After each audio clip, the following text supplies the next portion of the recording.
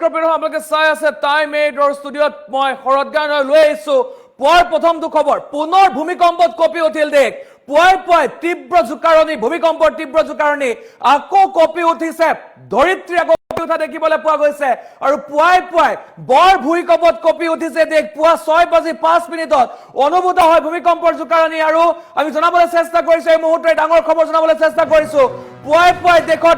বৰ ভূমিকম্পৰ জোকাৰণি 6:05 অনুভূত হৈছে বৰ ভূমিকম্পৰ জোকাৰণি আৰু পুৱাই বৰ ভূমিকম্পে জোকাৰি গৈছে আৰু এই মুহূৰ্তত ডাঙৰ খবৰ জনাবলৈ চেষ্টা কৰিছো পুৱাই বৰ ভূমিকম্পে জোকাৰি গৈছে ৰিক্টাৰ স্কেলত ভূমিকম্পৰ প্ৰাবল্য আছিল 5.5 এই মুহূৰ্তত ডাঙৰ খবৰ আমি জনাবলৈ চেষ্টা কৰিছো 10 কিলোমিটাৰ গভীৰতাত অনুভূত হৈছে এই ভূমিকম্পৰ জোকাৰণি আৰু পুৱা 6:05 অৰ্থাৎ দেশৰ প্ৰতিগৰাকী নাগৰিক খোৱাপাতিত থাকোতে বৰ ভূমিকম্পে জোকাৰি গৈছে এই মুহূৰ্তত ডাঙৰ খবৰ জনাবলৈ চেষ্টা কৰিছো লাডাখৰ লেহত অনুভূত হৈছে ভূমিকম্পৰ জোকাৰণি বৰ্তমানলৈকে কোনো ক্ষয় ক্ষতি বা হতাহতৰ খবৰ অহা নাই আৰু ভূমিকম্পৰ পিছত এই অঞ্চলটোত হাহাকাৰ পৰিৱেশৰ সৃষ্টি হৈছে এই মুহূৰ্তত ডাঙৰ খবৰ জনাবলৈ চেষ্টা কৰিছো টাইম 8 দৰ্শকক পুৱাই ভূমিকম্প জোকাৰি গৈছে আকৌ কঁপি উঠিল ধৰিত্ৰী আকৌ কঁপি উঠা দেখিবলৈ পোৱা গৈছে আৰু পুৱাই দেশত বৰ ভূমিকম্পৰ জোকাৰণি পুৱা 6:05 অনুভূত হৈছে বৰ ভূমিকম্পৰ জোকাৰণি আৰু সকলো খোৱাপাতিত থকা সময়তে বৰ ভূমিকম্পে জোকাৰি গৈছে এই মুহূৰ্তত ডাঙৰ খবৰ জনাবলৈ চেষ্টা কৰিছো পুৱাই বৰ ভূমিকম্পৰ জোকাৰণি আৰু বৰ ভূমিকম্পত বৰ্তমানলৈকে কোনো ধৰণৰ ক্ষয় ক্ষতি খবৰ অহা নাই যদিও সকলো ফালে হাহাকাৰ পৰিস্থিতিৰ সৃষ্টি হৈছে ইয়াত যেহেতুকে বৰ্তমান সময়ত দেখিবলৈ পোৱা গৈছে বৰ ভূমিকম্পৰ যেহেতু ঘনে ভূমিকম্প আহি থকা দেখিবলৈ পোৱা গৈছে ঘনে ভূমিকম্পৰ জোকাৰণি আহি থকা দেখিবলৈ পোৱা গৈছে আৰু তাৰ মাজতে আজিৰ দিনটো পুনৰবাৰ ভূমিকম্পই জোকাৰি গৈছে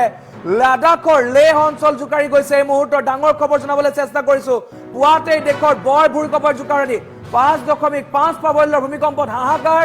10 কিলোমিটাৰ গভীৰতা অনুভূত হৈছে ভূমিকম্পৰ জোকাৰণি আমি জনাইছো এই মুহূৰ্তৰ ডাঙৰ খবৰ জনাবলৈ চেষ্টা কৰিছো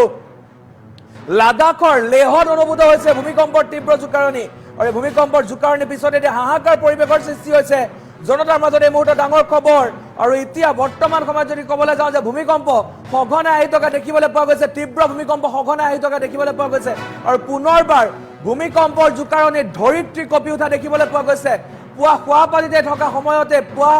যি সময়ত সকলো লোক খোৱাপাতিত আছিল আৰু সেই সময়তে ভূমিকম্প জোকাৰি গৈছে এই মুহূৰ্তত ডাঙৰ খবৰ আমি জনাবলৈ চেষ্টা কৰিছো পুৱাই বৰ ভূমিকম্পৰ জোকাৰণি হাহাকাৰ পৰিস্থিতি ভূমিকম্পৰ পাছতে এতিয়া হাহাকাৰ পৰিস্থিতি হোৱা লাগিছে জনতাৰ মাজত যেহেতু পুৱাৰ ভাগতে অৰ্থাৎ 6:05 অনুভূত হৈছিল ভূমিকম্পৰ জোকাৰণি আৰু 5.5 প্ৰাবল্যৰ আছিল ভূমিকম্প আৰু বৰ্তমানলৈকে কোনো ধৰণৰ ক্ষয় ক্ষতি খবৰ আমি লাভ কৰা নাই যদিও ক'ব লাগিব যে ভূমিকম্পৰ যি ধৰণে অৰ্থাৎ সঘনাই যি ভূমিকম্প আহি থকা দেখিবলৈ পোৱা গৈছে দেশত ইয়াৰ পূৰ্বে কেলিফৰ্ণিয়া যি ধৰণে ভূমিকম্পই ক্ষতি সাধন কৰিছিলে সেয়া হয়তো সকলোৱে গম পায় কিমান লোক তাতে প্ৰাণ হেৰুৱাইছিলে ভূমিকম্পৰ ফলত আৰু তাৰ পাছত আজিৰ দিনটোত লাডাখৰ লেহ অঞ্চলত পুনৰ ভূমিকম্প জোকাৰি গৈছে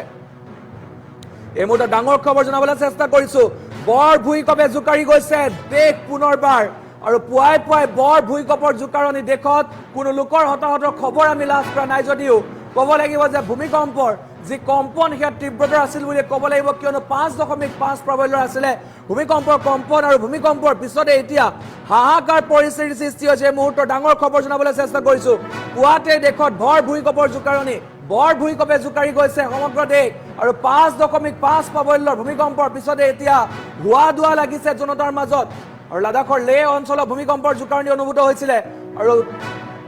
10 কিলোমিটাৰ গভীৰতা অনুভূত হৈছে ভূমিকম্পৰ জোকাৰণি